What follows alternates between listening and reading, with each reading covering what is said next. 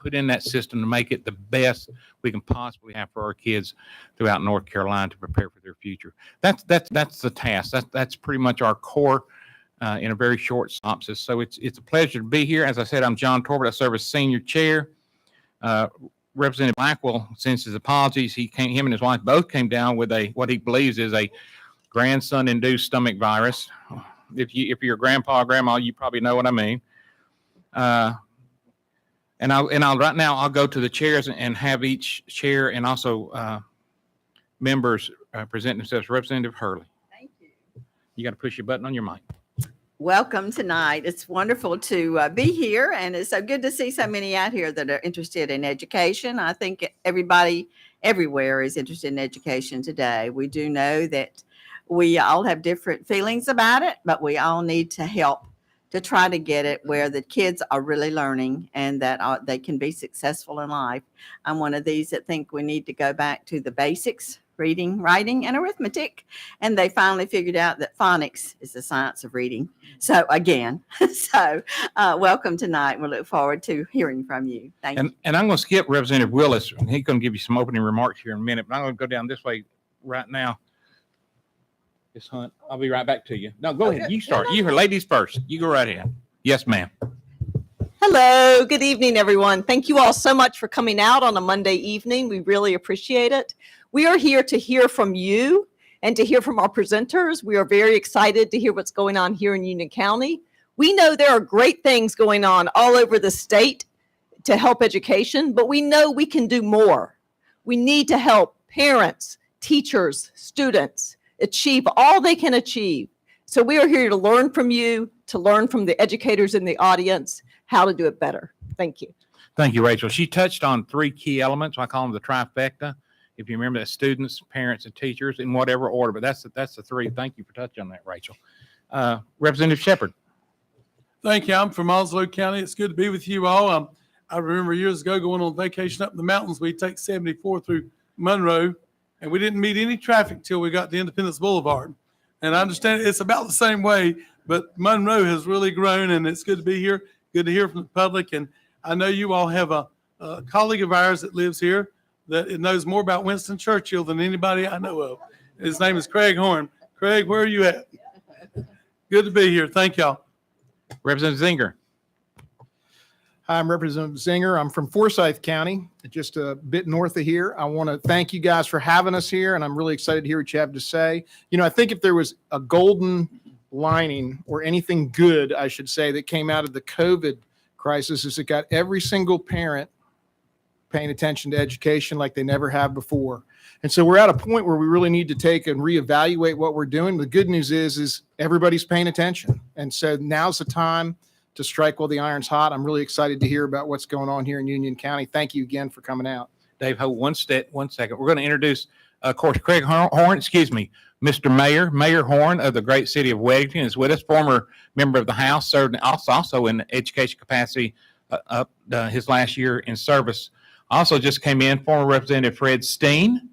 Good to see Fred. And I saw former Representative Bill Brawley somewhere. There's Bill right there. And I don't know what it is, but when you leave the General Assembly, you get younger. So all of them, for some reason, look younger today than they did just a short year ago. Chairman Willis. Thank you, sir. First, I'd just like to say thank you to my colleagues for making a trip down here to Union County. Obviously, I think Union County has a great story to tell about where our current system is and where we have been over the last 2 years and where we need to go as a state. And we've got a great program tonight. You'll see some of the presentations in a moment.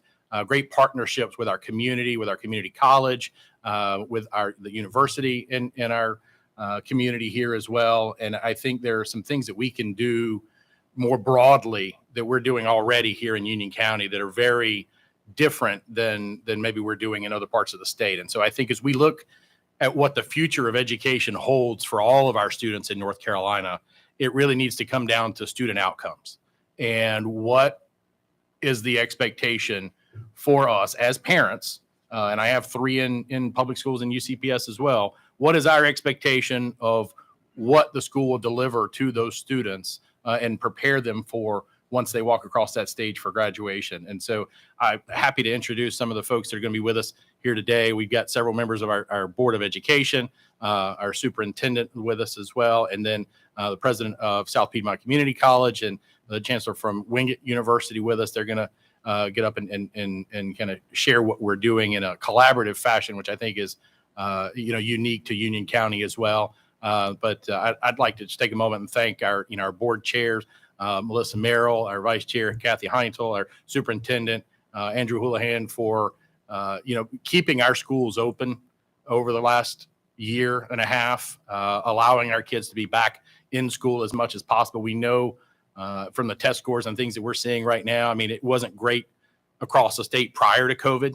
COVID exacerbated a lot of those issues that we've seen, but here in Union County, we've outperformed the rest of the state, have the highest performing school district in the state. And I think there's some things that we can take from what we're currently doing as we build this new model going forward. And I'll pass it over to Melissa Merrill to introduce the folks who are going to be with us and kick off the conversation, if that's okay with you, sir. Before we do that, I'll let Yes, you sir. do that. Before we do that, we got a little bit of housekeeping to take care of. I'm sure if y'all noticed, the restrooms were outside the door to the left and the right, I believe.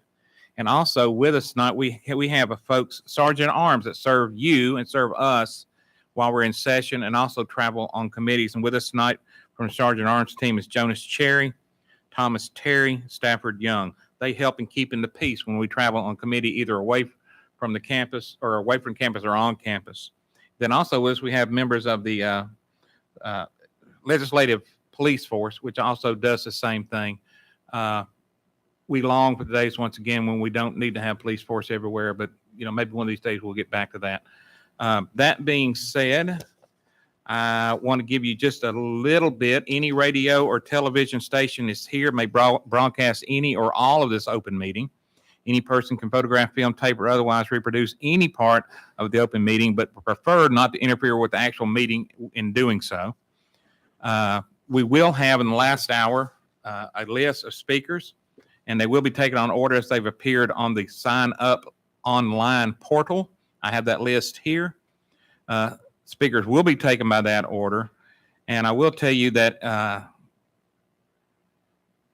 no, there will be time for everybody's comments. And if the names are listed in the portal don't take up all available time, some of you may have signed up at the desk, then we will use the order of sign up at the front desk to fill in any time remaining. I have promised this committee we will end promptly at 7 o'clock, and we're going to do our best to begin promptly at 6 o'clock. And Sergeant Arms will help keep 2-minute time on anybody that's here to speak. You will see it automatically, I hear, counting down here, but 2 minutes is it. So please remember to speak on topic. There's a lot of things going on we can talk about, but we're here to talk about the future of education. What can we do to improve upon that process?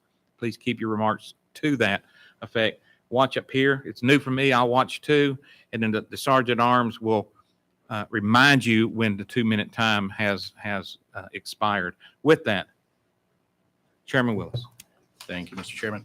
I'd just like to go back and reintroduce our board chair, Melissa Merrill. She's going to introduce our speakers for the night and kick off the presentation. Again, thank you all for being here with us. Thank you to the community that's come out, and we know Union County is active. We know Union County has a lot of opinions around education, and we look forward to hearing from you later on. Thank you so much. Again, I want to say welcome. We are so honored to have the Education Committee here with us in Union County, also known as Sweet Union. Here tonight, one of my closest friends is from Onslow, so it's very nice to have someone from Onslow County. She serves on the board there. So I would again like to recognize board members, Vice Chair Kathy Heintel, Sarah May, and Reverend Jimmy Benchen. And is there anyone else here? I don't think I see anyone else. So that's 4 board members that were able to beat rush hour traffic and be with us tonight. So we are extremely proud of what we are doing here in Union County. When Dr. Houlihan joined us in 2016, he walked into with our board and he said, Team UCPS. And we thought, wow, we like that. But his vision for Team UCPS was much, much bigger than just those that attend UCPS or work for UCPS or serve on the board for UCPS. What we quickly learned is that he was going to be collaborating and pulling from the community. And over the last several years, with his vision, his leadership, and our board, we have been very, very successful in preparing students, not only academically, if they choose to go to college or if they choose to get a 2-year associate's degree at SPCC, or if they choose to go straight into the workforce with CTE certification. So one of the things we've been super proud about over this last year is we found out that we ranked number 1. We had over 9,200 CTE certifications in the state of North Carolina this year. You're going to hear more about that tonight. But those students have their own signing day, just like our athletes and other students. And we're so, so proud of those students that go straight into the workforce here in the Union County area. And if they choose to go on to get, further certifications at South Piedmont, or if they work for a few years and decide to get a 4-year degree at Wingate University, we have great collaboration with those partners here in Union County. So you're going to hear tonight, about my future NC. You're going to hear from Dr. Farr, Dr. Rhett Brown. But first off, I want to just kick it off to our superintendent. He was a finalist for Superintendent of the Year, Dr. Andrew Houlihan.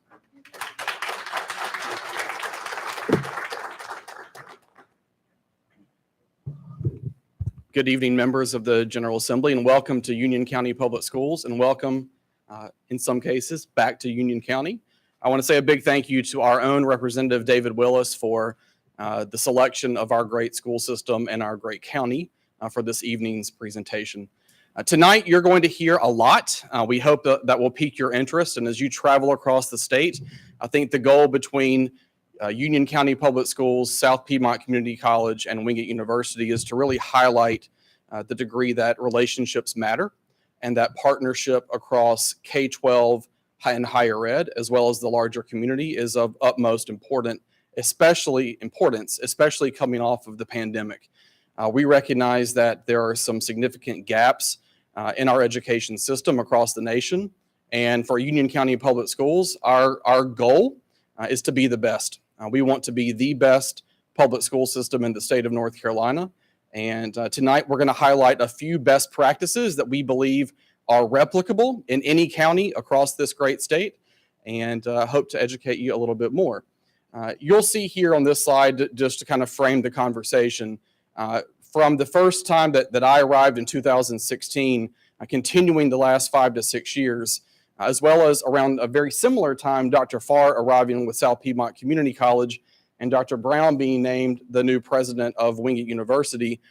The three of us from day one have been in lockstep in terms of what we can do with higher ed and the public school system, as well as business partners that you're going to hear about, to really think differently on how to be innovative and how to give kids access and options based on their career path of choice or their college path of choice. And so you're going to hear tonight a lot about alignment, a lot about collaboration, and a lot about partnership. We are the 6th largest school system in the state of North Carolina, representing over 41,000 students, 5,000 employees. I've had a lot of historical success, as you heard Representative Willis say. Out of the pandemic, was the highest performing school district in the state. I always say that it's much harder to remain number one than it is to stay number one. My wife will certainly attest to that as a Baylor graduate whose team went down to North Carolina this past week. But there you go. But with that said, we are committed to remaining a high-performing school system with whatever metric anyone wants to look at. In 2016, when I arrived, our team really started talking a little bit more, I shouldn't say a little bit more, a lot more about college and career readiness. I firmly believe that too many systems across our nation preach college or career. And for us, the word is and, because we recognize that all kids, whether you're going to college, the ultimate goal is to have a career after college. And too often I have found that we don't do enough beginning in elementary school to really give kids exposure and awareness to all things college and career. And so we have really shifted our focus to talking a lot more about initiatives and strategies that begin with our youngest of learners on this topic of college and career readiness to ensure that not only are we graduating students with a high degree of academic proficiency, but also the skills that they need to possess to be productive citizens in the workforce and beyond college or beyond community college, whatever their choice may be. So about 5 years ago, we launched several different initiatives aimed at the elementary level of saying, how can we better educate and expose kids to all things college and career before they get into high school? We typically, in school systems across the nation, we wait until that junior and senior year of high school to have those conversations. In Union County Public Schools, we firmly believe we've got to start at an earlier age. So at the elementary level, we talk about exposure. We encourage all of our schools to have college visits for all of our fourth graders, where they're going to a campus in the region to take a look at what colleges have to offer. We have a College Colors Day that is a national initiative that we partner with. Several of our schools are what are called AVID schools, which is a college and career readiness initiative at the national level. We also participate in Wake Up Ag Day, which is a big ag-focused career day sponsored by the Union County Chamber here. In middle school, we move to exploration. We believe that in middle grades, our children in grades 6 through 8 need to explore a little bit more. And you're going to see in a minute, all of our sixth graders are enrolled in CTE courses during the sixth grade, which is why we have a very high enrollment in CTE programs. The way we do scheduling here in sixth grade, they go through a career course where we can actually get them exploring a lot more about careers that are of their interest. We have a platform called Major Clarity, which is a phenomenal resource for our students in middle and high school to look at exploration of careers that they're interested in.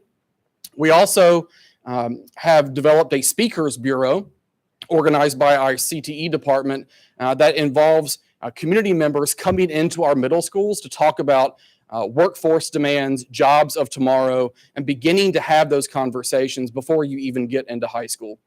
And in high school, we talk about the college and career experience, where we are really advocating for increasing AP or advanced placement participation, expanding our international baccalaureate program next year to a second school, which is Cte right beside us. We have expanded the number of courses of advanced placement that we offer and the number of students that are taking advanced placement courses.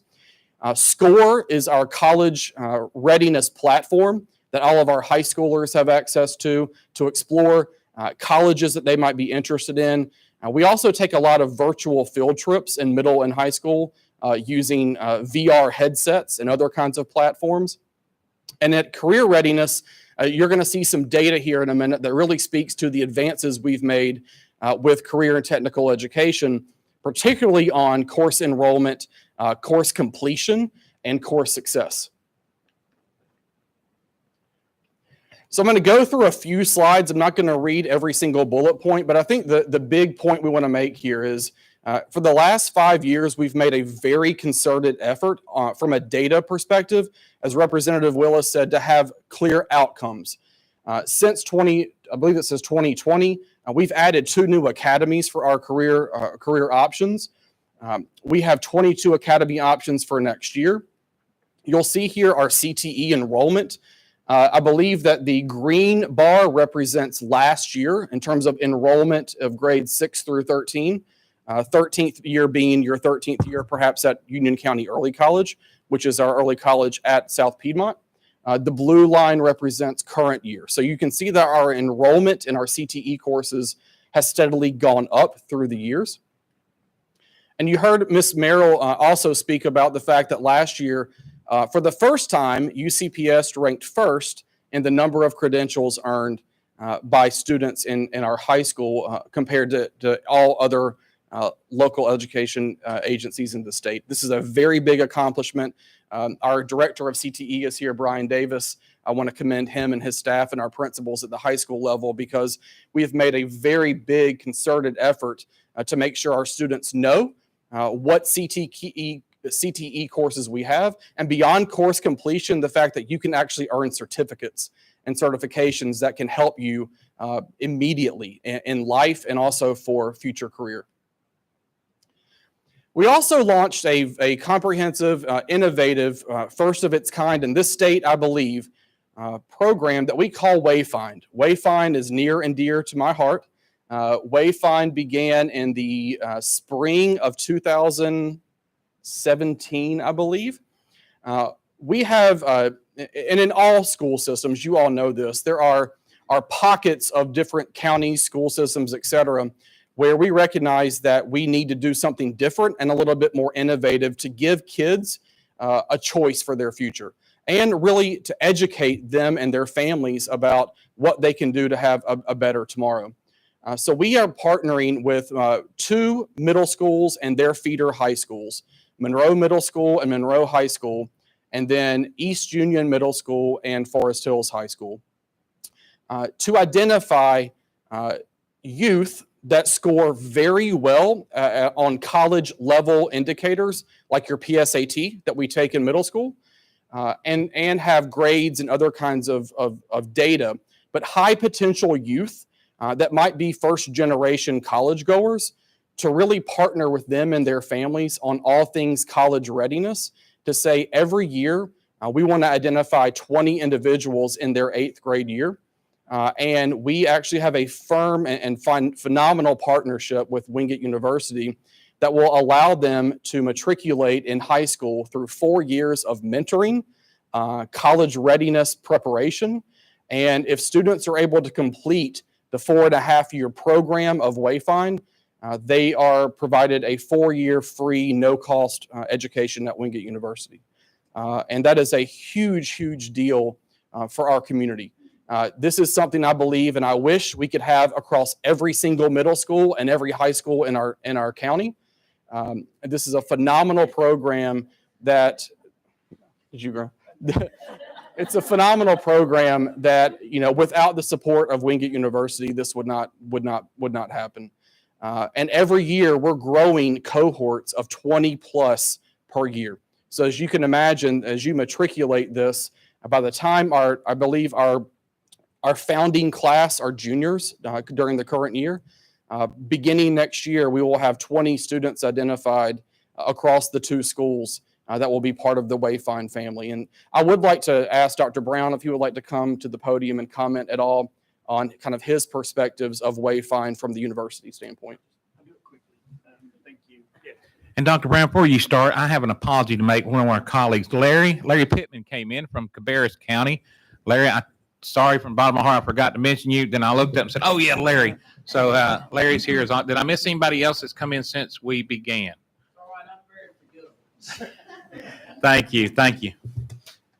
I'll get a chance to speak in just a bit. But the one thing I did want to say here about this program, and Dr. Houlihan knows this, is we can't do this program without the North Carolina need-based aid and without the federal Pell Grant. And so this is a population of students that are high ability, but have challenges that might get in the way. And like Dr. Houlihan, we couldn't be more proud. But I did want to say here, we can't do this without the support you all provide us. So very grateful for that. Thanks. The final highlight I want to make from the school system's perspective is a innovative partnership with multiple partners, including South Piedmont Community College, Wingate University, and Atrium Health, that we call our Health Sciences Academy. This is a college and career pathway that you will see that it's vertically aligned from kindergarten all the way to 12th grade for one vertical feeder pattern in our community, which is the Monroe High School feeder.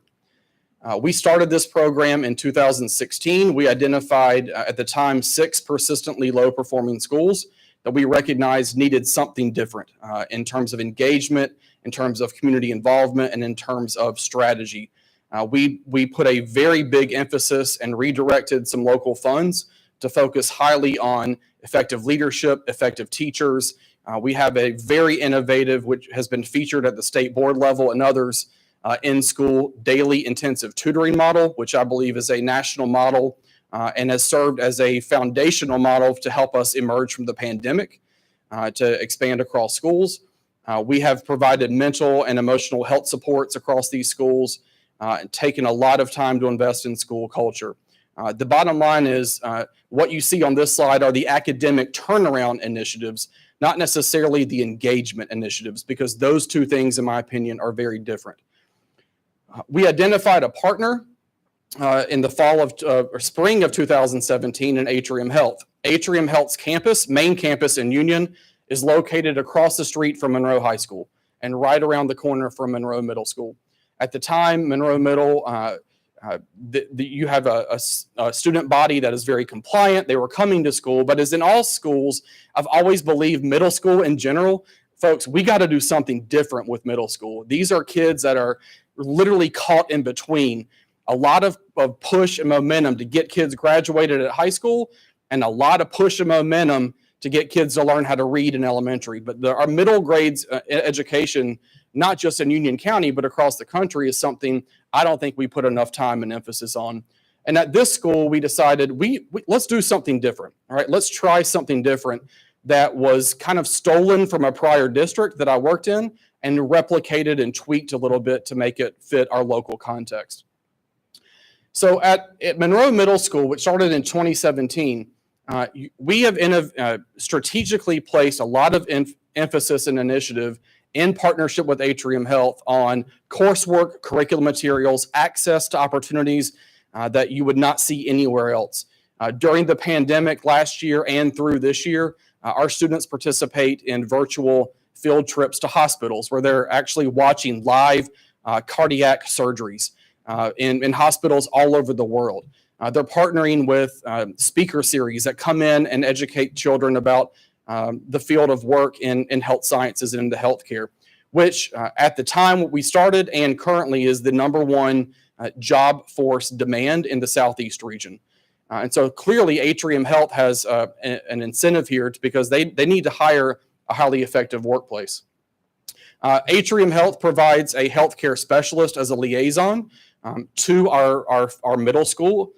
They serve as the liaison that help us with field trips, obtaining equipment like lab equipment, resources, curriculum, etc.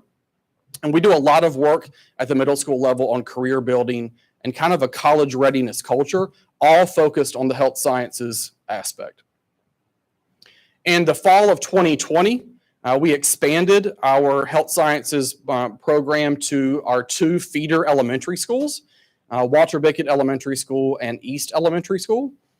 These 2 schools are also dual language immersion schools. So if you think about it, these are children that are going through 6 years worth of dual language immersion for Spanish proficiency and health sciences, going into middle school and then eventually going into high school. The curriculum in the elementary schools include neuroscience, nutrition, a lot of project-based learning, and a lot of hands-on lab-based experiences. Again, educating them and connecting back to the prior slides on exploring and bringing awareness to all things career and college, but with the health sciences in mind.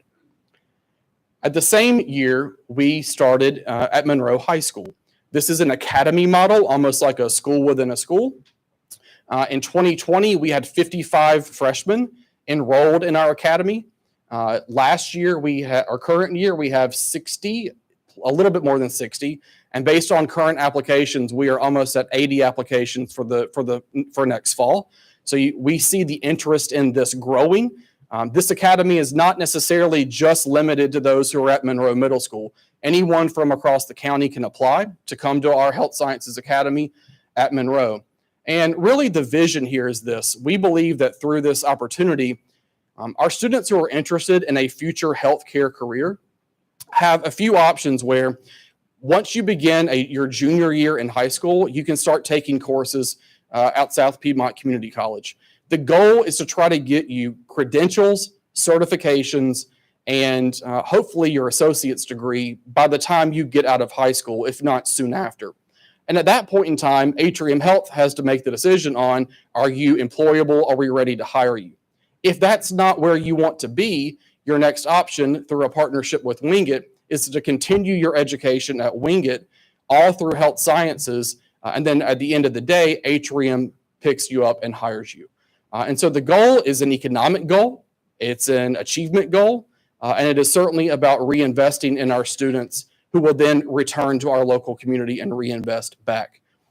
We have had a lot of success with this. I'm very, very proud of this vertically aligned pathway. This is a picture of our first cohort of students at the high school level who received their white coat pins, which is a very big celebratory occasion. But again, it's one example of the power of partnerships. And without the great support and the alignment of South Piedmont Community College and Wingate University, none of what we do in Union County Public Schools and none of what we strive to produce at the end of the day would be possible. So with that said, I'm pleased to turn it over to Dr. Farr, who will kind of continue our story about South Piedmont. Thank you, Dr. Houlihan.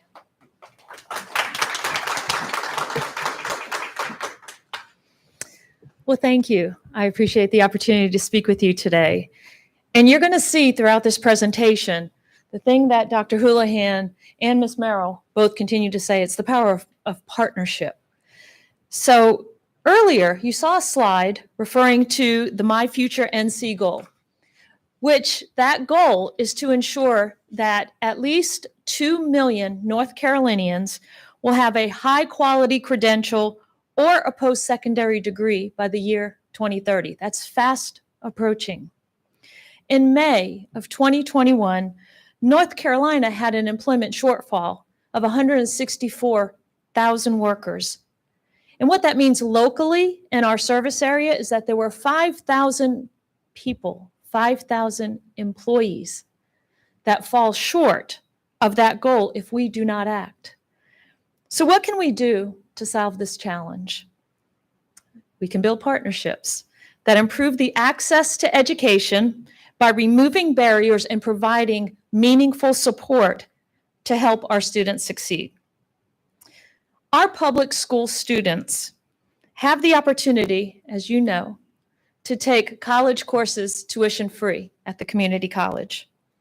Those programs are referred to as Career and College Promise, or CCP, and Early College.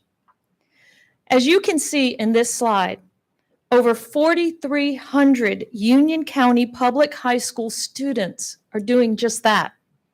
And they're successful. You can see in terms of, on average, their course success and course retention rates.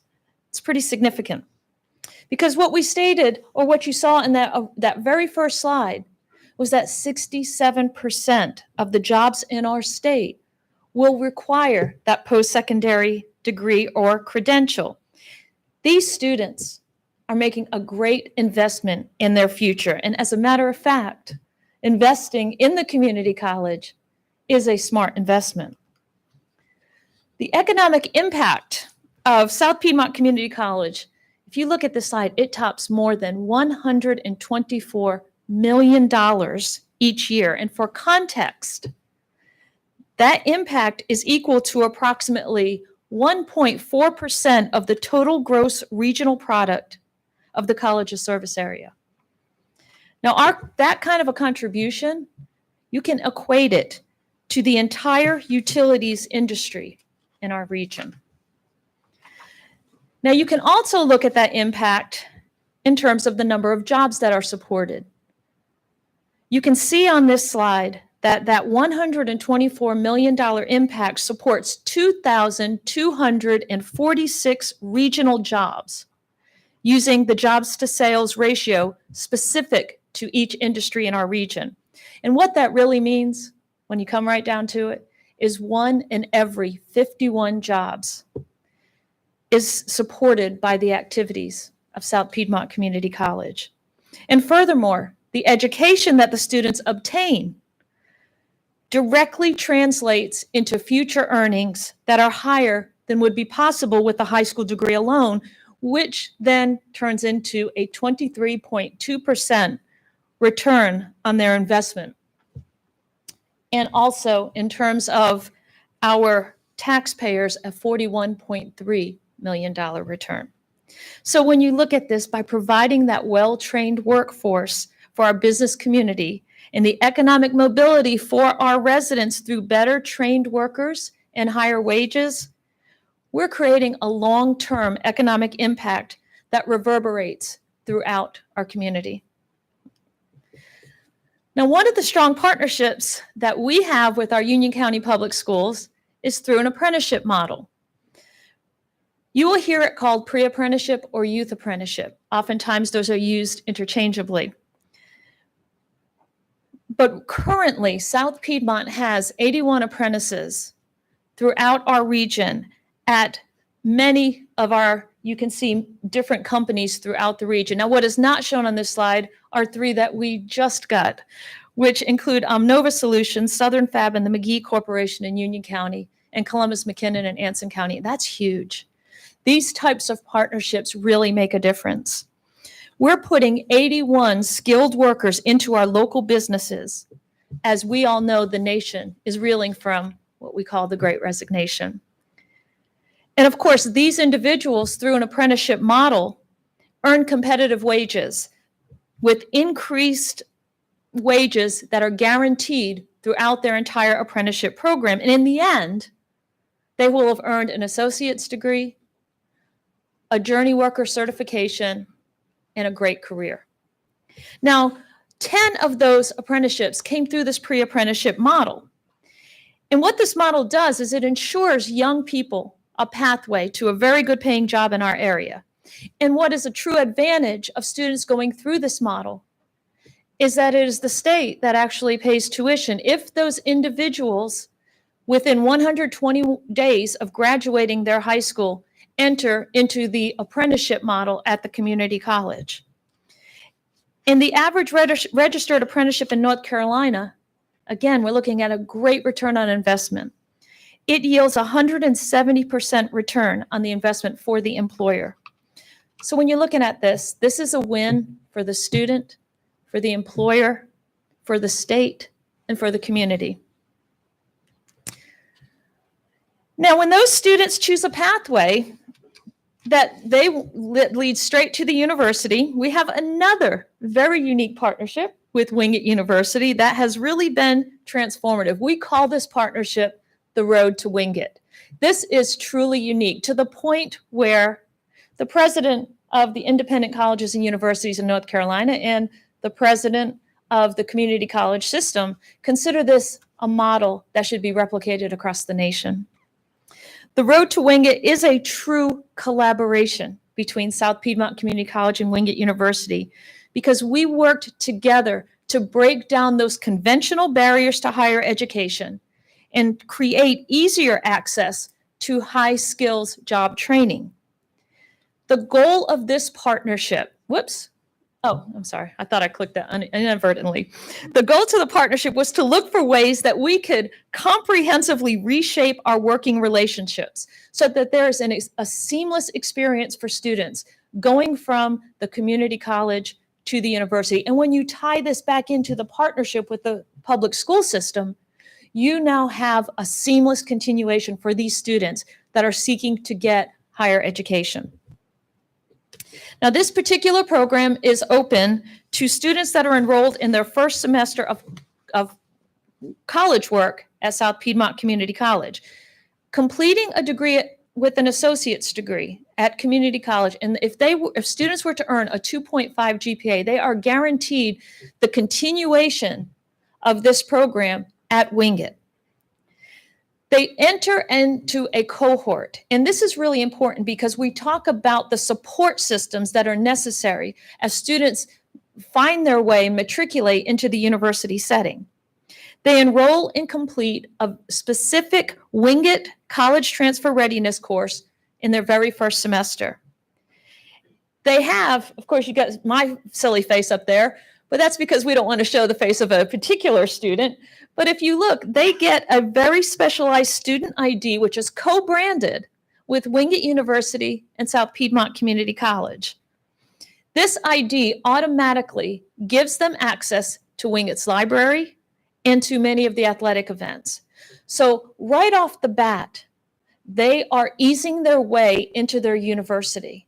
And we know that young people, as they go into their university education, as many of us have, it can be a shock.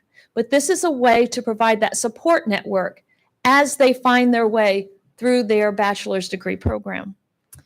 They're also given access to faculty and staff from both organizations to assist with their admissions process, their financial aid, advising, academic support, and all of the other student services.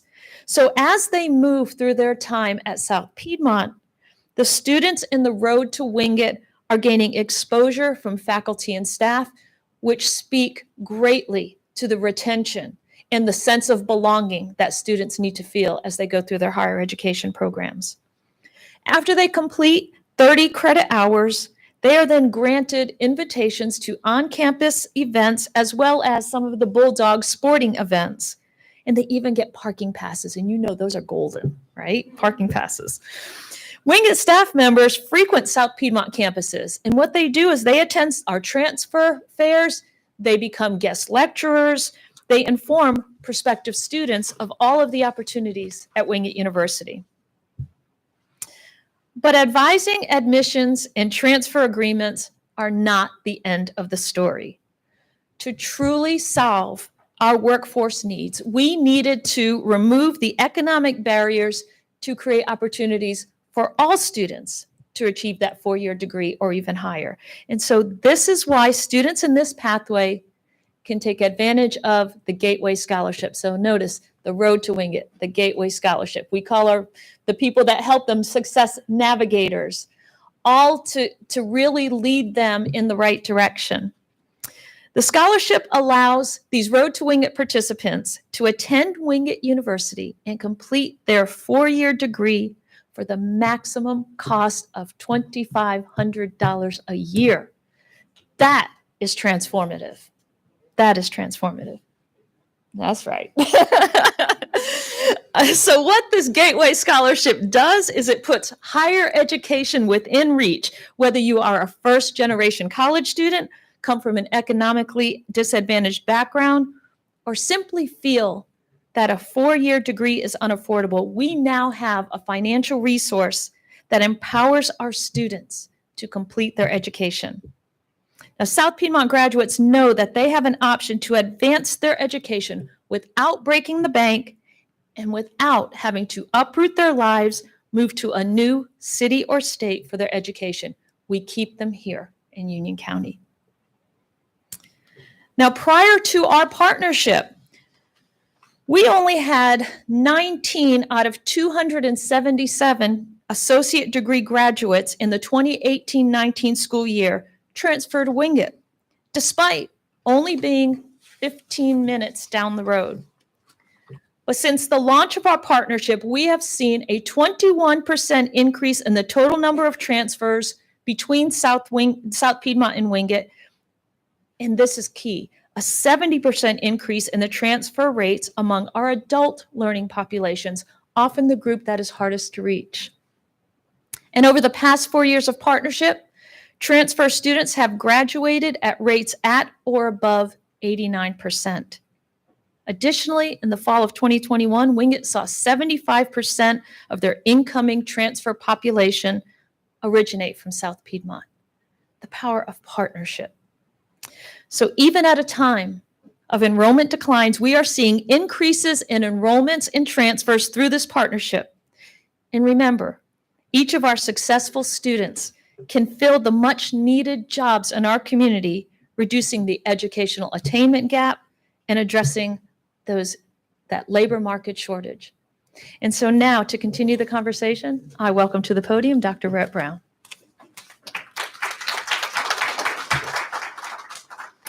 Thank you, Dr. Farr. I want to just tell a couple of quick stories and wrap this up so we can turn the presentation back over to you all.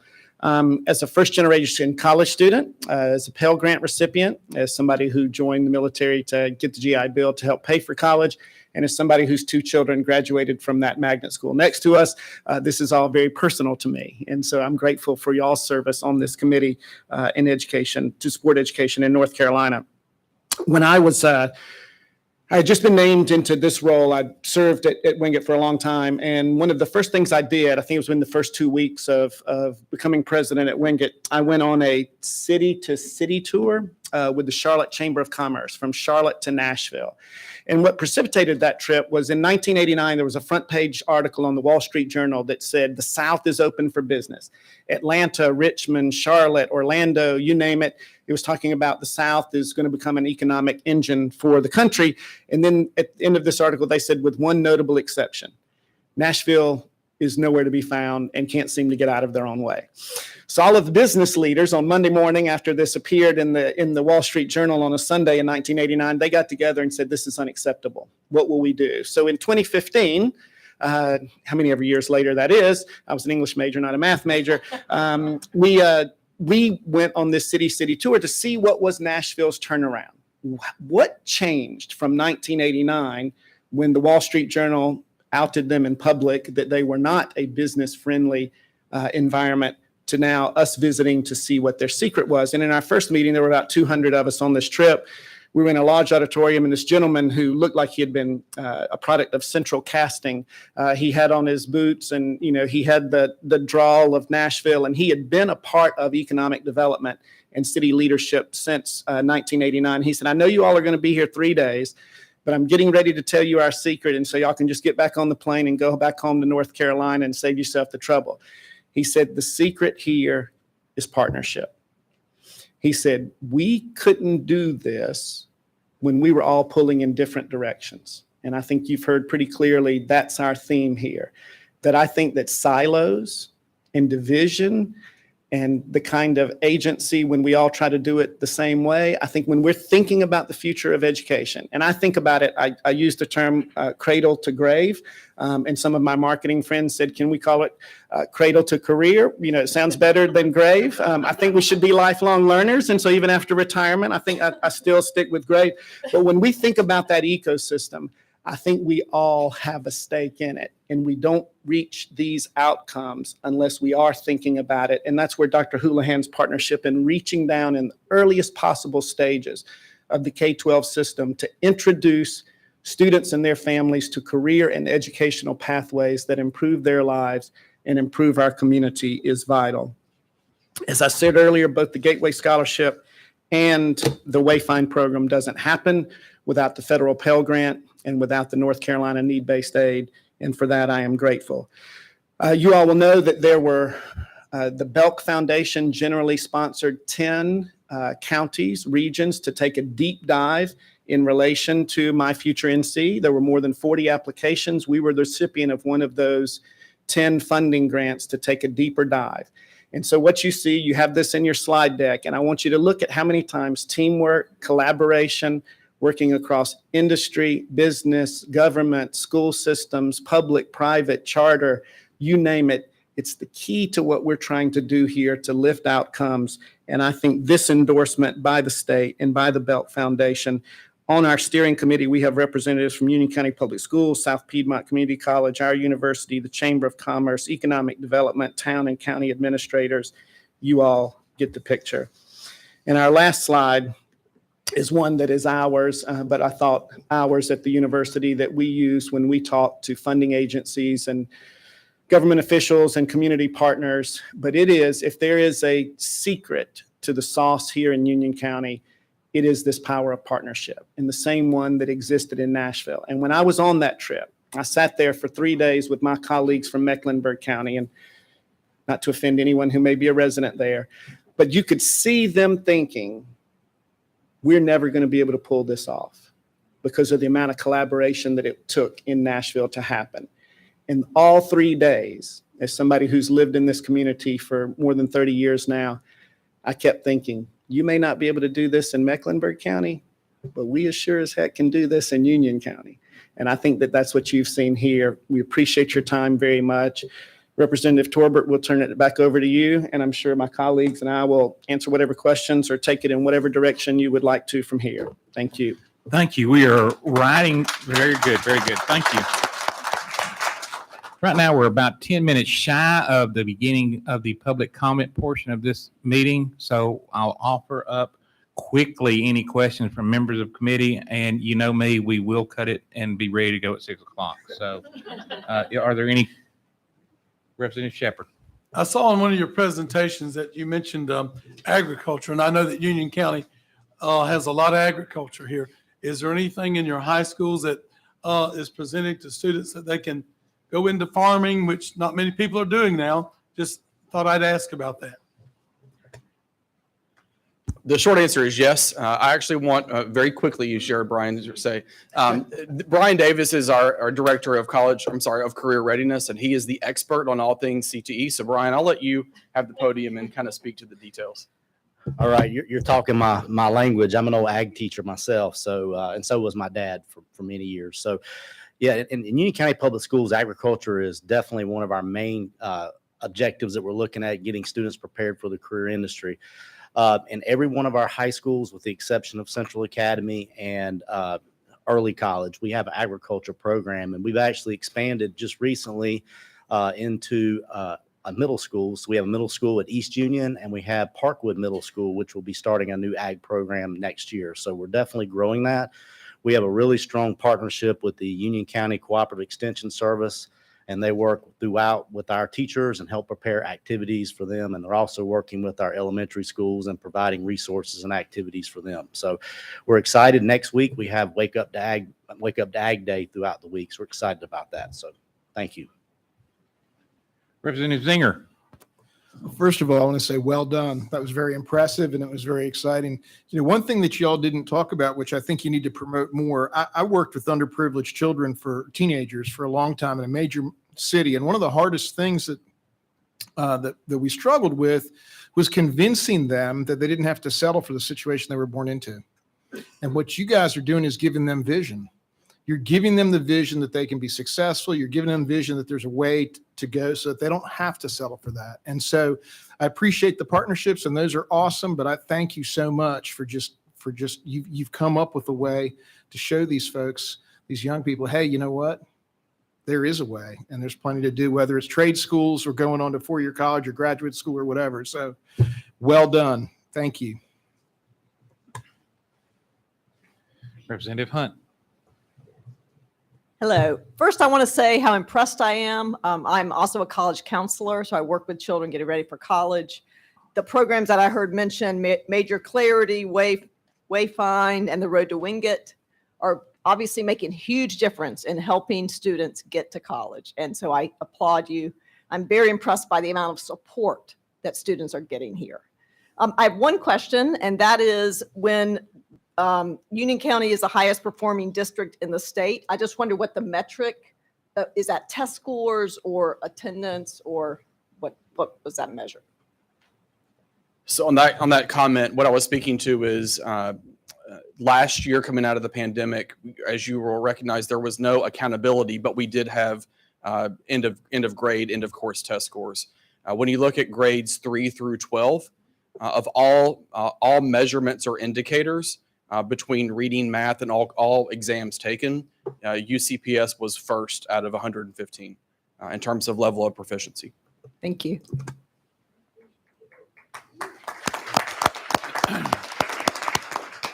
Yeah, but that was then. What have you done lately? No. I also want to introduce Brett, newly last name change, Bryson. She's with the Speaker Moore's office. She travels with the committee as well. She's very extremely versed. She is the Speaker's education guru, and we're thrilled to have her with us. And we bounce questions off each other all the time. It's a very, very intelligent young lady. And also, Counselor Drupti Chowan, who is a member of our team. I don't like to call them staff. I'll call them team. And she's with us tonight. We have about 10, I guess, actually. But when we travel, we try to reduce y'all's costs a little bit. And so she's actually flying solo tonight because she has family in Charlotte. So she came down to hang out with them a while too. But we want to thank them also for everything that you do to help us. We couldn't do it without you guys. And just want to let you know that you don't hear it often enough. With that, let me go ahead and start going over some additional housekeeping. If you were here early, you may have heard this. I don't think I went over this, but we're going to go over it right now. we're thrilled you're here. We're thrilled that some of you may have signed up to speak. We will be going through that list as we have it directly offline. And I will apologize to each and every one of you now if I somehow destroy your name. So if I do, just please tell me the proper pronunciation. We'll get it and we'll go with that. If we, for some reason, conclude our time, we did have the full hour signed up online, but if someone didn't appear or show up to speak, we will go from the list if I can have it in front of me within the next 5 or 10 minutes that was out front. We will refer back to that if we have additional time. We will stop at 7 o'clock, and I'm going to ask some favors of you. You can't go over 2 minutes. When I call names, I'm probably going to call 4 or 5 of you. If you will kind of start to assemble over here, so that will greatly reduce the time and get more of y'all able to speak as the night progresses. We're going to remind you to stay on topic, which I told you earlier. This is looking at a future education system. If you had some thoughts, if you might be a visionary and say, wow, if we could just do this, what would it better for kids? That's what we're wanting to hear from you. And I can ask you to stop speaking, and I will do that if you're speaking of any way, some type of inciting violence, which I don't think you are. I've looked at you. I know your heart. Or using profanity. We're not going to tolerate that at all. Or otherwise disrupting the meeting. Now, that's in slang in Raleigh. Here's what that means. That doesn't mean I can just say you're disrupting the meeting, so you got to get out of here. No, what that means is that you're probably going above or beyond your 2-minute time, so you're actually taking time away from one of your fellow citizens to come in and for them to speak. So those are the 3 things I can ask you to stand down for. Other than that, we're going to have a great time. We're going to listen to your thoughts. If you were unable to get to speak, we will accept written, or you can go online. So we have different variations of way that you can actually communicate as you should with your elected representation in Raleigh. And with that, we have about 3 minutes. I'm going to legally do this. We're going to start exactly at 6 o'clock. Make sure we stay functional. So please sit back, stand up, introduce yourself to your neighbor, say hello, see what's going on, ask if they got their grass mowed or whatever. We're going to start at 6 o'clock. Thank you for being here this evening.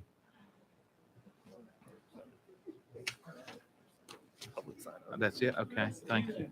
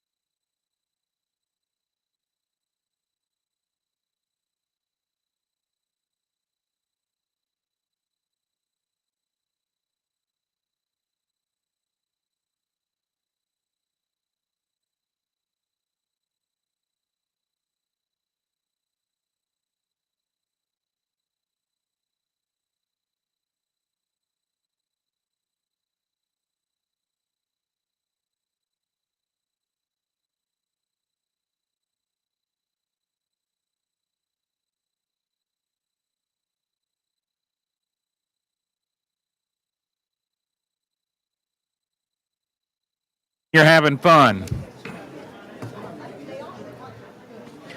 All right, we're going to get started on the public comment portion of this committee. Thank you very much for attending. The first names I have, I'll call off. Let's do 5 names. Well, that will be 1 and 4 on deck, if you're a baseball fan.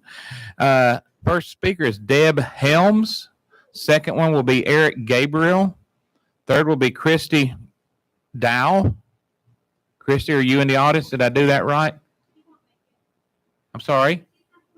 Okay, let's do Sandra Green and Richard Daunt. Excellent. Deb Helms, welcome. Thank you for being here. You have 2 minutes. Thank you. Good evening. My name is Deb Helms, and I have stood at this very podium multiple times in the past year speaking to our local BOE in regards to changes that need to be made. I'm very thankful to have the opportunity to present this information to this committee. Our local Board of Education has truly stood up against state mandates in regards to COVID, and they have tried to push as hard as they could against curriculum changes from the state. UCPS has led the way in this state, and I'm very proud to have them represent our family. We actually left an accredited charter school to come to UCPS for our children's education, and that is a decision that we are very happy with. But there are some changes that need to be made. The question you have asked is, what if we had to start over with education, what would that look like? In my short amount of time, I would like to just give a brief list of points that need to be considered.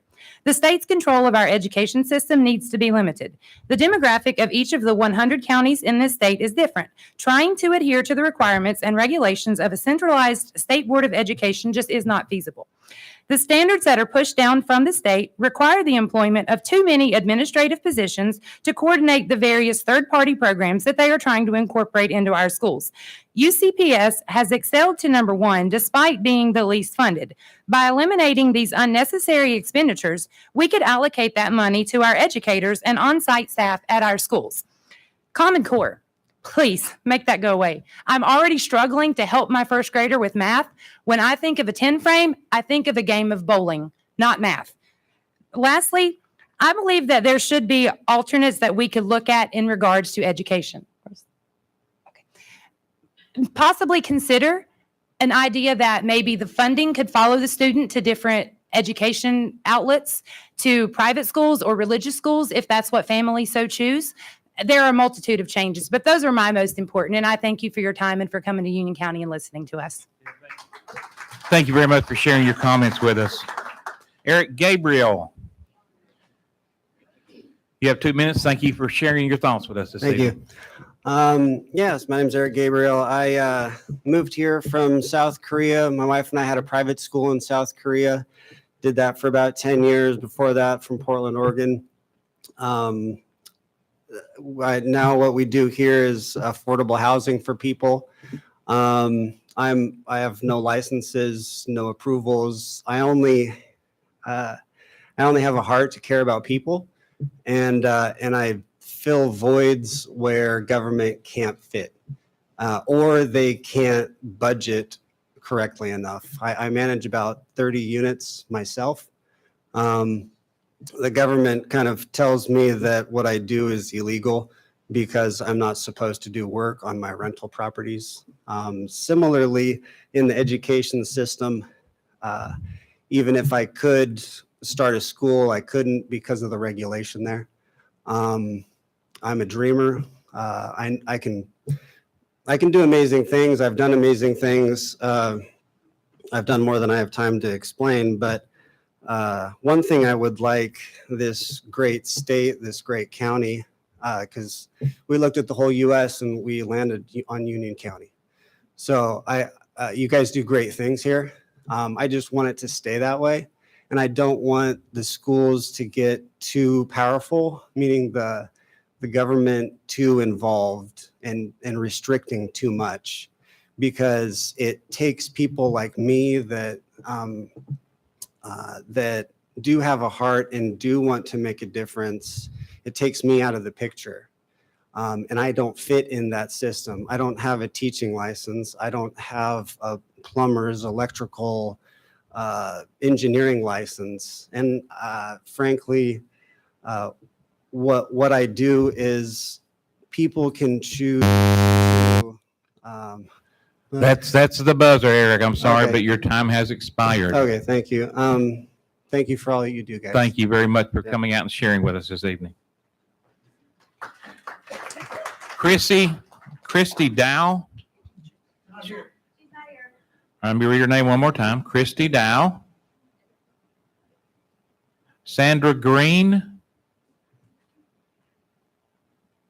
Sandra, thank you for sharing some time with us this evening. Thank you. My name is Sandra Green, and I'm a very proud UCPS parent. What would I like to see in a new education system? Oddly enough, I would like to see us go back to traditional schooling. Reading, writing, teaching our children cursive again, science, history, and arithmetic.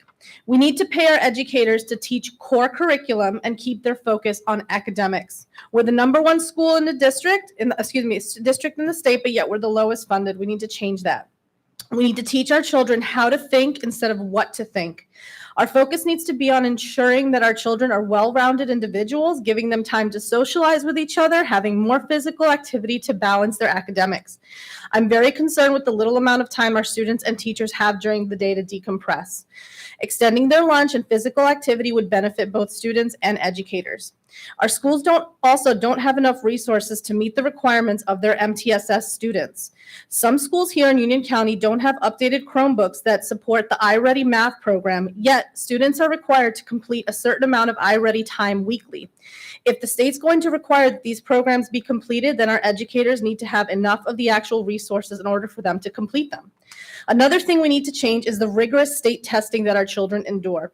Again, we need to teach basic reading and math skills, remove Common Core. And our educators need to not focus on teaching state standards, but to focus on actual skills, preparing our students for the real world. A much simpler test to gauge their reading and math levels, yes, absolutely. But forcing EOG's rigorous state testing is putting undue burden on both teachers and students. I just want to say, I'm probably a little bit ahead, but I just want to say I am very proud of our Board of Education. They've done an amazing job the last couple of years and leading the way at the head of the state. And I just thank you for the time to allow me to speak today. Thank you, Sandra. Sandra, I was smiling a little bit when you made comment. This is Representative Hurley. She's the one that drafted the bill to make kids learn how to do cursive writing again. So when you brought it up, we smiled. All right, we have Richard Daunt. Is that correct? All right, and while you're coming up, we're going to ask Jessica Cook, Brittany Bolden, Colleen Kamalani, and Tricia Reyna to be next up. Richard, you have the microphone, sir. Good evening. Thank you for the opportunity to speak today. I'm a dad with 2 boys in Union County Public Schools, and I also want to thank our board for being so strong. I'm really proud of them. First of all, the last 2 years have impressed upon me the urgent need for critical and logical thinking. As never before, our society is drenched in media-driven narratives. If our children are to maintain independent thought, they need to learn how to recognize propaganda. Education is not just about memorizing facts or calculating math problems. It's about learning how to exercise good quality thinking patterns. Quality thinking is also clouded by the fanatical fervor that too often gets applied to political ideals. Our children need to learn how to transcend their instinctive zeal and think in a rational and balanced way. Instead of falling in love with their impassioned ideas and trying to impose them by force, they need to get to know and love one another and engage in honest and respectful dialogue. The next generation also needs to understand the inverted pyramid, people at the top, federal government at the bottom, that is the design of our system of government. This should be applied to a school system too. Families must come first. The ideal governmental school system should be a coordinating service, not a regulatory hammer. Why does this system work so well? In a word, accountability. George Mason once said, "Nothing so strongly impels a man to regard the interest of his constituents as the certainty of returning to the general mass of the people from whence he was taken, where he must participate in their burdens."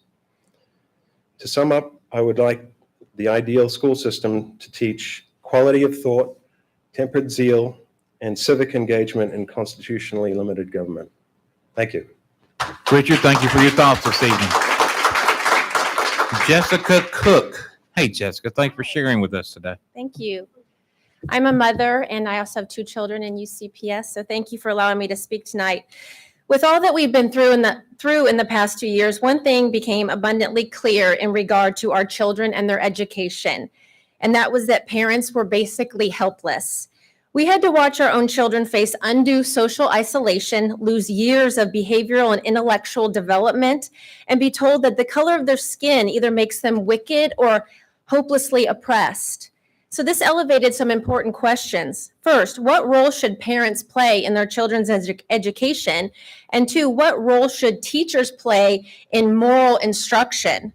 Well, the establishment revealed that the answer to the first was none, and the second, whatever role they please.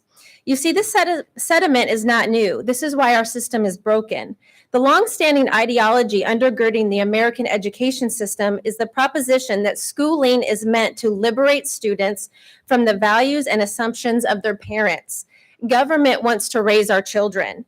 So the foundational question on a new school system should be based on the idea of to whom do children belong? Well, I will argue that children belong to parents, and the Supreme Court agrees. According to court cases like Myers versus Nebraska and Pierce versus Society of Sisters, they proclaim the existence of a fundamental constitutional right of parents to direct the education and upbringing of their children.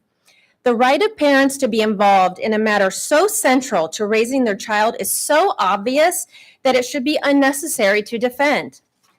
After foundation, the second issue is funding and control. Schools should be 100% funded and run by local authority. Get rid of the State Board of Education and DPI. Control should not be by unelected bureaucrats. The third issue is content and curriculum. Keep the hypersexualized content out. Keep the Marxist ideologies out. Thank you very much. Thank you, Jessica. Brittany Bolden. Good evening. For the last 25 years, I've worked as a speech pathologist in a variety of educational environments. I always intentionally included parents because you know why? When parents are included, the outcomes are better, always, without a doubt. I've also spent the last 15 years as a parent watching as our educational systems across the country are declining. The values, the traditional values are going away. Parent involvement is not really wanted, not necessarily in this school district. I'm just saying in general. And it needs to stop. It's affecting our children. The direction that the NCDPI is taking our schools communicates that they are more concerned with being perceived as relevant and aligning with the cultural flavor of the month than actually educating children. When in the history of education have we brought our standards down to the level of culture? Children can get culture off of TikTok. Education is supposed to challenge students and elevate them above popular culture, above TikTok. We need trust in the parent-education relationship is broken. We need to provide transparency in education of our children to help repair that trust. We need schools to have a culture where parent involvement is welcomed and encouraged. This will also help repair trust. We need to get rid of all the sexually explicit books in schools and classrooms, in school libraries. What is the use of having obscenity laws if we have vulgarity in the school library? And we need to create parental rights in education like they just passed in Florida. In closing, we need local schools to be local schools. That's how it was meant to be. Ever since Jimmy Carter created the Department of Education, schools have been declining. We have to make it stop. The ties with the money has got to stop. Thank you. Thank you, Brittany. Get rid of the DPI. Colleen Kamalani. Did I do that okay? Kamalani. Kamalani. I was not close at all, was I? Thank you, Colleen, for being with us this evening. You have the microphone. Thank you. Hi, my name is Colleen Kamalani. I'm a proud graduate of Union County Public Schools and North Carolina State University. I believe in public education. My children are in kindergarten and fourth grade at UCPS. Our school system has done so much with so little thanks to the Board of Education, the teachers, and the families. I'm looking for our children to be educated the way I was, with education as a goal, without indoctrination. My children should not be your social justice warriors. The color of my child's skin makes him no more of a villain than the color of yours makes you a victim. Quit selling our kids to third-party vendors. Reading, writing, mathematics, and science should be the core of our education. Once a child learns to read, he can teach himself anything. Learning how to read cursive should also be fundamental. Once you can read cursive, you can also read our nation's founding documents without relying on translation. What a novel idea. Common Core should be fully eliminated. In my house, we carry the one. Textbooks should be used. As a parent, it makes it difficult to help my children with nothing to help them with. No reference because it was taught on a whiteboard or through an app used in the classroom. Having a tangible text helps with visual learners. Thank you for allowing me to speak tonight. Thank you, Colleen, very much. Tricia Reyna, was Tricia Reyna in the audience tonight? Okay, thank you very much. One more time, Tricia Reyna. All right, Brian Helms. Brian, while you're coming, I'm going to ask, all right, Noyes Harrigan. How do you pronounce the first name? Noyes. That's just like it's same. It's okay. Noyes Harrigan. Rebecca Ivanov. Rebecca and Alex Shapira. Brian, you have the microphone, sir. Thank you. Good evening. My name is Brian Helms. I'm a father of a UCPS student, lifelong resident of Union County. Thanks for allowing me to speak tonight. And also thank you to our local Board of Education for all that you have done to protect our children. The hard truth about education is that in the state we're behind. Political warfare is targeting our children and has been for years. We are behind in North Carolina because our North Carolina Board of Education, consisting of many members appointed by Roy Cooper, has prioritized the wrong things. Instead of focusing on mathematics, literacy, and science, they seem content to indoctrinate our children with elements of CRT, DEI, and other Marxist philosophies and curriculum under the guise of education. The role of the state in education is not to indoctrinate, it is to encourage students to think independently and freely. It's also not the role of state to teach our children morals and values. That's my job as a parent. Although the COVID narrative is now crumbling, let's not forget that the relationship with North Carolina DHHS, the toolkit was nothing more than an attempt at medical segregation of children under the guise of safety. North Carolina DHHS attempted to incentivize improvement in vaccines and instilled an unnecessary environment of fear in our schools. Make no mistake, we're facing a crisis. If we have to push the reset button, we must consider the following. Number one, abolish the North Carolina State Board of Education. Bureaucrats pushing divisive philosophies have no place in the education of children. History can't be rewritten to suit a political agenda. Curriculum that looks through a racial lens only causes division and undermines the founding principle of our great nation. We are one nation under God. Ensure that our children, number two, ensure that our children never again become medically discriminated against with a variation of the toolkit. Healthcare is not one size fits all, and the rights of children do not end where the fear of adults begin. Revise or create state policy on book donations and media centers in our school. Children should have appropriate books, not ones that attempt to normalize pedophilia, sexual assault, or groom our children. It's not okay. The success or failure of any education system will depend on collaborative partnership between our education leaders, partners, students, and staff. I believe we lost sight of this. Thank you, Brian. Thank you. Noyes Harrigan. That's right. Hi, I'm the parent of a UCPS middle school student. I'm very thankful for everything our board and our staff has done this past 2 years. If we were to establish a new education system now, we would absolutely need to address both the quantity and quality of digital technology in education. 10 years ago, when I was a public school teacher, teachers were being begged by administrators to integrate digital tech into their lessons. And for some grades, subjects, and learners, it can be an incredibly useful tool. But the COVID lockdowns and quarantines brought Chromebooks and Canvas into our lives and changed the landscape of education significantly. Many students all around the country, not just in our county or state, now experience their schooling through a terminal. The readings, activities, assignments, and assessments are now done through a digital window. Textbooks, worksheets, drawing and labeling, hands-on experiments, and conversations are disappearing in favor of their online counterparts. But online games and activities will never be a substitute for reading books and writing by hand and live teaching and learning. Any sound educational program must seek to balance the different tools available for teaching and learning. Do we want our students to toggle between tabs and take screenshots, or do we want them talking and listening to each other? Do we want them to make eye contact with people and speak to a room full of their peers, or do we want them to record themselves? Students should have real-life conversations in classes instead of posting to online discussion boards. After all, isn't that why we have students attend in-person school in the first place, to experience real and genuine interactions with each other? Much has been said about so-called social and emotional learning, but these are the things that will actually improve students' social skills and emotional development. To establish an authentic and effective educational system, we have to actually teach students in person and not through a screen.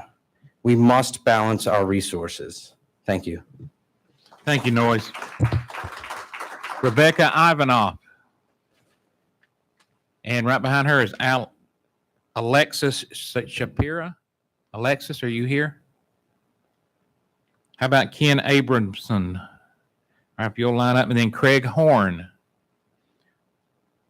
All right, Rebecca, you have 2 minutes. Thank you for being with us this evening. Thank you. My name is Rebecca Ivanov.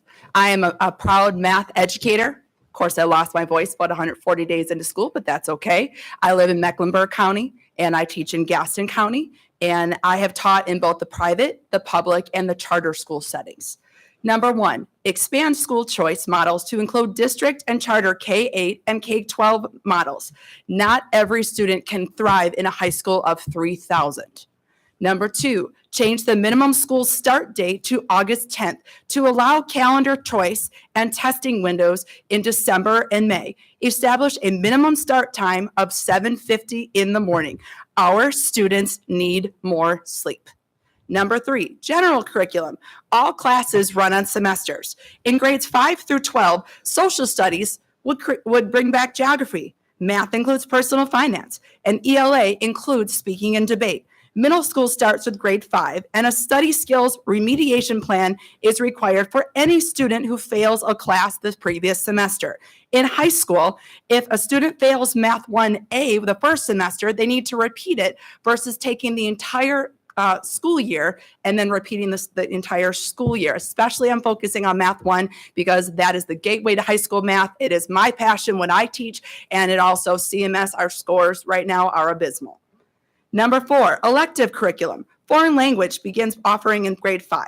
STEM courses are offered at all middle and high schools. Coding, robotics, and graphic design, to name a few. That will also pave the way to the future jobs that we heard earlier in the meeting. Number 5, less testing. First round in December, second round in May. Done. Take your semester 1, take your test. Take your semester 2, take your test, and go home.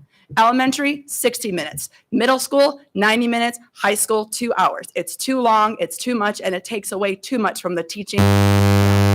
Thank you. Thank you, Rebecca. Alexis Shapira was not here. Is that correct? Alexis Shapira. Ken Abramson. Good job on my last name. I wrote down some bullet points I was going to distill down, and my daughter had a few other plans for me today. So if this is a little incoherent, I apologize. You had your priorities in line. That's right. That's right. I first want to start by saying congratulations on the community college work. Community college is probably one of the best values in our country.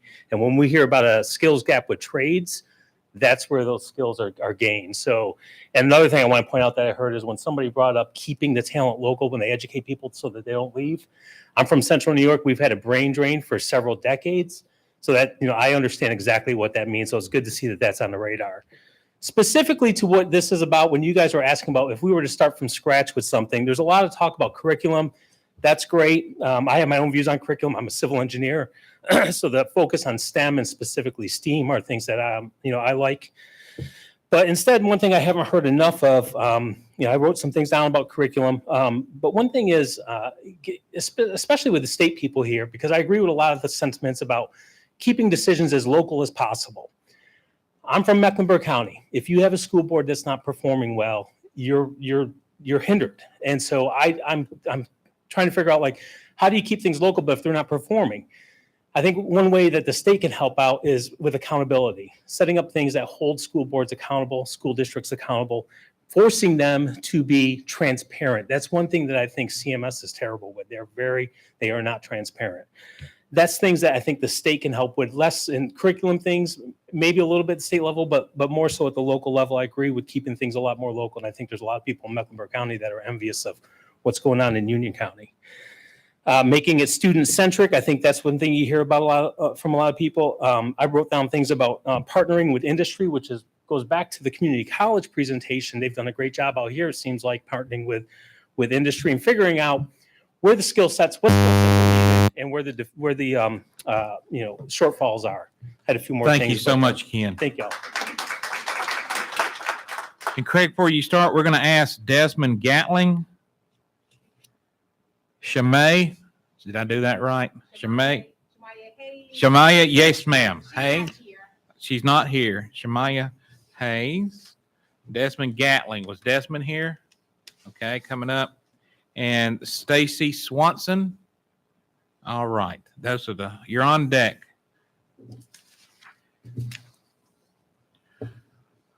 Do you know how odd this is, former Representative Horn? And if you know me at all, I can't say hello in 2 minutes. Representative Horn, sir, you have the microphone. Thank you, ladies and gentlemen. Thanks very much.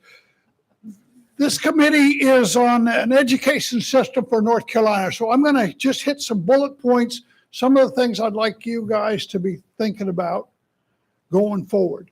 First of all, in the process of education, one of the things I like to say all the time, does anyone know an 8-year-old child? Pretty much all of us know an 8-year-old child. What grade's an 8-year-old child in? 3rd grade. Why? Because they're 8? Because they're doing 3rd grade work? Or are they doing 3rd grade work in everything? But where I'm going with this is I'm asking you, the North Carolina General Assembly, to consider, to take a look at outcome-based education. Meet children where they are, not where their age says they are, but where they are, in fact. Outcome-based education, it's a tough road to go to transit to outcome-based, but I think the results for students would be tremendous. The continuum of education, we heard a little bit about that today, and we've got great examples of the continuum working here in Union County. What we haven't talked about is early ed. The first 8 years of life, birth to 3rd grade, are incredibly important, and that's got to be mixed into the continuum of education. We, unfortunately, across the state have siloed way too much. We need to work on such things as funding. We had a joint committee on funding. We've got 38 silos. We've heard today the challenges with silos. We can do a lot better. Teacher preparation and support. We've got to do a better job of supporting our teachers, from the earliest teachers all the way up through post-grad. We need help with our teachers, not only in K-12, but also in community colleges and universities. And lastly, accountability. We've got to do a better job. Thank you very much. Thank you, Craig. Desmond Gatling, thank you for sharing us some of your time this evening. Hello. I'm honored to have the privilege to speak with everyone here today. Again, my name is Desmond Gatling. My perspective is a little different. I'm originally from Housekeeping, North Carolina, and Eastern North Carolina. And I'm here to just share part of my experience in the hopes that it can help us put into perspective education in North Carolina. So when I think about the future of education in the state, I'm drawn to the funding issue coming from a rural county, a small tax base. And I dream that our education is serious in the commitment to a sound basic education, highlighted by the Leandro case. And that dream is shared by the limitations I experienced in high school. I graduated in 2013, and my biology class didn't have proper funding for textbooks. And there just wasn't adequate resources and facilities at our school. You would go to our media center, you would see broken computer screens, broken keyboards, and our students even made videos showcasing the needs that our school needed. But despite these challenges, these areas are very resilient and they create really brilliant students. And I think that is the state's responsibility to affirm its commitment to making sure that these students, families, and communities have the resources. And that's why I support the Leandro plan. I always thought that growing up with these adversities was the norm until going to college and meeting my roommate who attended a school in Chapel Hill. His experience was completely different. Access to resources was not an issue. And those differences were because his school system provided basic instructional materials, high quality facilities. And these differences, they illuminate the start gaps in opportunity based on people's zip codes. But it also illuminates. Thank you. Thank you for your time this evening. You guys are having great remarks. Great remarks. Stacey Swanson, That's me. thank you for spending some of your time with us this evening. Well, and good evening, and thank you so much for the opportunity to speak tonight with you. So my name is Stacey Swanson. I am the parent of a UCPS student, and reimagining education is a passionate topic for me. I'm a product of public school education. That education led me to obtain scholarships in 3 degrees. Now a parent, my sole focus for my child is to maintain her First Amendment rights to free and fair education. So if North Carolina schools could provide my child an ideal education, what would that look like? It would look like the following: paying educators as the professionals they are, funding public schools to their fullest potential, having a counselor and a nurse at every school to address health and social emotional needs, a robust special needs assessment process and family advocates, heightened vocational training, as well as keeping an eye on future careers that have not yet been invented. Courses for seniors and recent graduates that prepare them for adulthood, such as managing a budget, completing their tax returns, and what to look for in that benefits package at work. Ethics and access to arts education. But in my opinion, here's what it doesn't look like: withholding Leandro funding that provides needed resources to ensure equitable access to free and fair education, paying teachers at the current pay scale, taking resources like books away from school libraries, taking taxpayer money from public schools to fund charter and private schools, employee ethic policies that discourage the teaching of certain perspectives, and creating policy that benefits a small population of stakeholders and discriminates against those most underserved. I highly encourage to please release Leandro funding. We should not wait another 2 years when that can occur right now. Personally, I can't think of anything more patriotic. Thank you. Thank you for sharing your thoughts with us, Stacey. All right, I slipped here. Jody McConkey. Jody McConkey, are you in the audience? Jody McConkey. Kristen Smith. Kristen Smith. Kristen Smith. Crystal Robinson. Crystal Robinson. Maria, I'm going to bunch this one, Palacios. Maria Palacios. Cool last name, but she's not here. Kelly Cardarelli. Bonjour. Kelly Cardarelli. Not here. Catherine Shaw. Catherine Shaw. Weston Burrows. Weston Burrows. Selena Campbell. Selena, thank you. While you're going up, Janice Robinson.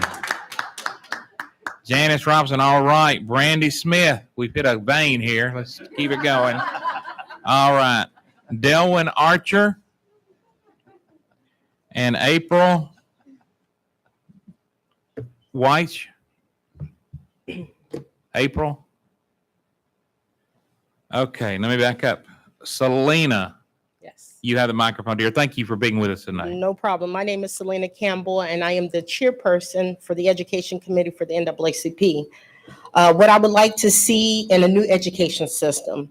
I think that's a very powerful question because the American education system dictates and shapes the minds and the behaviors of the American people of all races, genders, and ages. I would like to see a more accurate depiction of history, whether it be good or bad, or even if the truth hurts, along with the reunification of trade schools and life skills.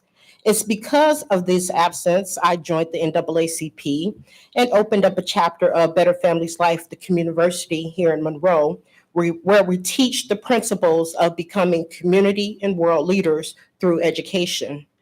I believe if we build a better education system, we can create a better social and economic system with a firm structure, because education is the foundation of a well-run society. I'd rather see us be proactive instead of reactive by investing more in educational programs so we can create emotionally healthy and confident individuals instead of being reactive by spending taxpayer dollars on imprisonment, creating sociological damage because of unnecessary imprisonment. I would like to end, but I love the fact that UCPS believes in collaboration and partnerships. I believe that's very important to creating a very structured education system. So thank you. Selena, thank you for sharing your thoughts with us this evening. Janice Robinson. Janice, welcome, and thank you for being here tonight. You have the microphone. All right, thank you, thank you. Thank you, Mr. Chairman and members of the committee, and thank you for this opportunity to speak. My name is Janice Robinson. I'm an occupational therapist for the past 30 years, and I am the North Carolina Program Director for Red, Wine, and Blue, a suburban women-led organization of over 300,000 women across the United States. I have been a resident of the Ballantyne community for the past 12 years and an ardent supporter of our public schools, our kids, and our teachers. Every child across our state should have access to qualified teachers, adequate, safe facilities, extracurricular programs, career training, and more. This can only occur through equitable funding of all our public schools. School funding in North Carolina is among the lowest in the country, but it is not because of a lack of resources. North Carolina has billions of dollars in unused revenue, but Republicans in the state legislature refuse to prioritize our children. Instead of focusing on school funding, Republican leaders and their allies are trying to distract and divide us, ginning up controversy over masks and vaccines, censoring books about history and race, and demonizing LGBTQ plus students. I implore you to implement the court-ordered Leandro Plan to provide a sound and basic education to all North Carolina children. In doing this, right here in Union County, by 2028, this would result in a 118% increase in instructional support funding, 51% increase in funding for teacher assistants, 102% increase in funding for textbooks, and 128% increase in funding for classroom supplies. Again, I implore you to implement the court-ordered Leandro Plan and not allow these listening sessions to become no more than a dog and pony show and a waste of our taxpayer dollars. Thank you for sharing with us tonight, Janice. Brandy Smith. Brandy, is that you are there? All right, you got a microphone, dear.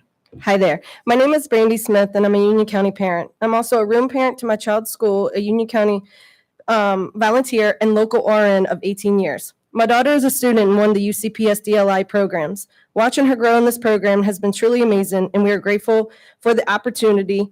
With that said, we have some improvements needed to be made with the way DLI teachers and their work visas. We've been asked if we could start a new building with a new school, what things would we change or suggest? Well, my first initial thought is to turn to our current Union County BOE for guidance. They have led the way. The last 2 years have been a huge challenge for everyone, including our BOE. And while faced with the many challenges and the impossible, our BOE have stood tall for our children and have been a voice for parents, even when it wasn't the popular thing to do, all while taking daily personal attacks. I can't say I'm surprised to see the attacks, but I'm disappointed to say the least.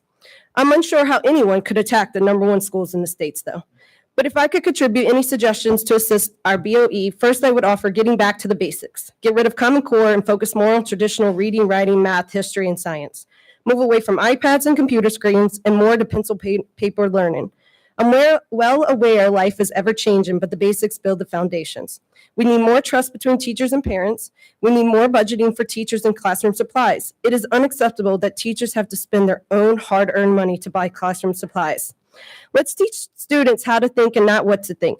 I've heard from countless UCPS students who have shared their concerns with me regarding teachers projecting political beliefs, isolating opposing views, demeaning our country, our flag, our law enforcement. Teachers have caused a divide between some students regarding masks and vaccines. This is inappropriate and unacceptable. All these behaviors lead to bullying and increased suicidal thoughts acts amongst our children. 2 years ago, I never thought I'd agree with classroom teacher oversight, but my stance has changed and there needs to be accountability. Thank you for giving me the opportunity today as a UCPS parent. Thank you for being here to hear from us. Thank you, Brandy, for sharing with us this evening. Delwyn Archer, you have the microphone, sir. Thank you. I just want to speak from my heart. I'm thankful for David Willis as my representative. I'm thankful for our Union County Board of Education. I'm thankful for you folks here with Wingate and Southern Piedmont. You are a blessing to our community. You're a blessing to my family and to me personally, and I thank you. The best thing that I can do for anybody is to pray for them. So when that thing hits 30 seconds, I'm going to pray. So just be ready. I do thank y'all for standing in the gap. I believe, unfortunately, our nation, the challenge in our nation is our homes and parents that have abdicated their responsibility. I'm so thankful for your comment about the golden lining of this whole situation where parents have become active. I'm thankful that this room is full tonight. Very thankful for each one that's here that cares enough to be here. I just want to always affirm that you want to stroke behavior that you won't repeat it, right? And we need this, more of this, much more of this. So thank you. All right. I do thank y'all for standing in the gap for our students that has been created by a lack of parents, lack of home encouragement. And so you have a very challenging, very difficult thing. That's the reason I'm going to pray. So let's pray. Father, I thank you for each person here. I thank you for your presence here, Lord. I thank you that you are always the answer. I thank you, Lord, that we can depend upon you. We can trust you. I thank you for our nation. I thank you for the freedoms that we enjoy. I thank you for the incredible opportunities that our young people have. We pray for our young people. We pray for these upcoming generations, Father. We commit them to you now in Jesus' name. Amen. God bless y'all. Thank you, Delwyn. April Weish, I think I called the name, and I didn't see her stand up. Was April Weish here? Not here. We have concluded with the pre-sign-up sheet. And we will move to the people that registered tonight, hoping to get a chance, opportunity to speak. We have ample time for 2, which is all I have on the sheet. Kathy Walters. Kathy Walters. Thank you for being here. And Dawn Eagleson. Dawn, thank you for being here as well. Kathy, whenever you're ready, you have the microphone. Thank you. I thought I was on the bottom of the list. I don't know where the rest of the list went. You're on nobody. You're at the bottom of nobody's list, Kathy. I'm here tonight because I'm really concerned about our country and the division in our country. And if you look at historically, the reason we have public education in our country, not only to prepare our citizens for, to be productive citizens, and we do a great job, I think, in career development, but also it's so that we're unified. We're a country of people, by the people, for the people, and whether we like it or not, we have our foundation is Judeo-Christian values. And I think it was John Adams said that, we're a country made for a moral and religious people.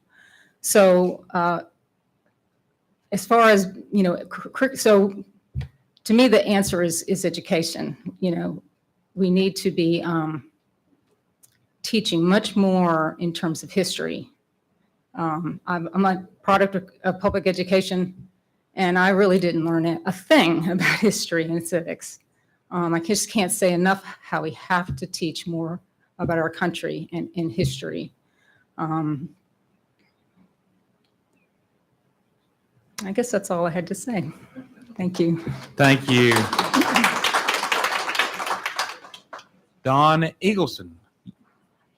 Whenever you're ready, thank you for being with us this evening, and you have the microphone. Sorry, I also have lost my voice recently, and I apologize because I only found out about this about 45 minutes before this meeting started, and I am a proud parent. I have 2 children here at Cte, and I want to offer some feedback.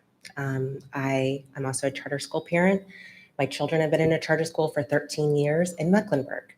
And there's a very, very serious issue that is happening right now to charter school parents the kids are being discriminated against and not allowed to apply to the lottery as the other ones have. My older ones, a senior, my sophomore, class president, vice president, they are so heavily involved, and they were allowed as Union County students to apply as normal.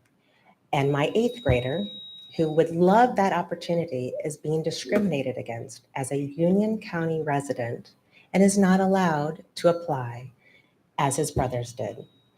For years and years, there was never an issue. And now there is a current policy that was put into place. It actually was changed. This January, it was told that no charter school kids, if you are not currently enrolled, even if you are a Union County resident, you are not allowed to apply to these lottery programs, which is incredibly discriminatory.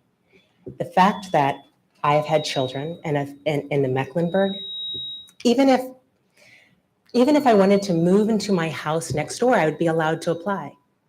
That's one of the qualifiers. But because my children are not currently enrolled in a Union County middle school, even though I can pull them out right now, several of his friends have had to be pulled out of their charter school that they have been with since kindergarten just to try to apply.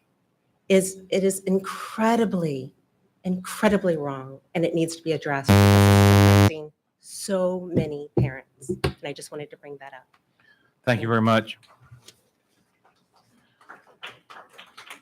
All right, ladies and gentlemen, with that, we have exhausted our list of speakers. I will tell you the following. We heard some wonderful suggestions tonight, and please follow us as this committee progresses. And don't be surprised at all if you don't, when you see your idea actually become part of the new education model in North Carolina, and you can say, hey, a lot of the things you said tonight are in our conversations. They really are. And the focus is on the 3 folks, as Representative Hunt said earlier, about the student, the parent, the teacher. We believe the parents has the ultimate choice. We honestly believe that. And with that, we're going to do everything we can to make sure and ensure that at least from here to the next 100 years, that we are educating our kids the best to be the brightest they can possibly be with the tools that we can bring to bear in today's world, not yesterday's world, but in today's world. It's going to take all of us. It's going to take you. It's going to take us. It's going to take the folks that don't even know they're interested yet, but obviously will be. And with that, I bid each and every you. Did anybody have any closing remarks? You're welcome to if you do. We have some time. Representative Shepherd. Thank you, John. Once again, it's glad that we could be here with you all today. Thanks for all your comments. I did want to mention that many mentioned cursive and so forth. Representative Hurley sponsored a bill that I was also a sponsor with her on that was called Back to Basics when Governor McCrory was governor. And it instilled that the multiplication tables would be taught and cursive. He signed the bill. It is law, but in some districts, it's still not being taught. Just want you to know that. You can say it. Are you going to be talking about cursive? Representative Hurley. I was so glad to hear that because a lot of parents have no clue that their children can't write their names. They don't have a signature. And it was 2013 that we did this bill. And I even went to some of the superintendents that were not letting it be taught or it was not being taught, being told they didn't have the time. I don't want it to become a foreign language because I had parents calling me and grandparents. They couldn't read the notes that their grandparents wrote. They couldn't read what was in the grandparents' annuals, and it's just embarrassing for those children. And they want to learn. And the teachers were given the choice at our schools. You can teach it or not. And that's not right. And I wonder today how many teachers can teach it. I think they have to have help with it. But I told Tillis, our speaker Tillis at that time, that it wouldn't cost anything. All you had the teacher. He said, better not cost anything, because he wasn't going to let it go. But he let it go, and I understand now, maybe 70% of them, maybe now, some children are getting it. So if it's not being taught in your schools, by the third grade, they're supposed to get it by the fifth. Get on them. I'd appreciate it, because I'm trying to every way. I even tried to take the money away from the superintendents. I'm sorry. They wouldn't let me do that, except one constitutional. Anyway, I would need your help. Thank you. Okay, I'd like to remind you all and members of the committee, our next meeting is on April the 4th, and we will be conducting that meeting in the best county in North Carolina, which is Gaston County. And the following meeting will be on April the 25th. We had to spread a little bit more time in between the committee meetings because of spring break. And that meeting on April the 25th will be at Carteret County. So April 4th is Gaston and April 25th is Carteret. And if there is no further business for the committee, want to personally thank from the bottom of our hearts each and every one of you that gave up your time, which is, we all cherish our time these days, to come and present to us.